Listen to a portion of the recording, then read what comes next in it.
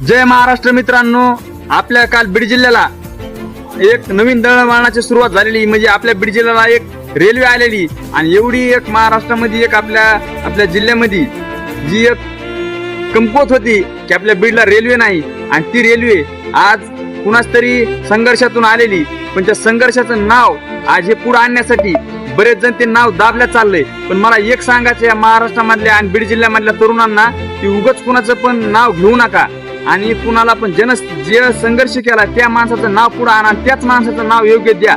पण उगाच काहीतरी सोशल मीडियावर पपाऱ्या मारू नका.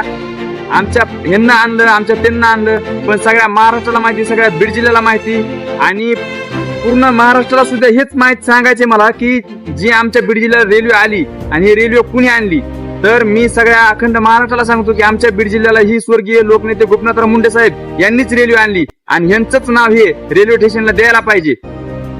उगाच काहीतरी शेंगा मारण्यात उपयोग नाही, खरं बोलायचं, जे आहे ते रिअल बोला. उगाच काय म्हणून जातीवाद झाला म्हणून काय आमच्या नेत्यानं आणली, हेनं आणली, त्यानं आणली. अरे तुमचा 1.5 दिवसामध्ये नेता कुठंतरी राजकारणात आला म्हणजे त्यानं काय रेल्वे आणली का?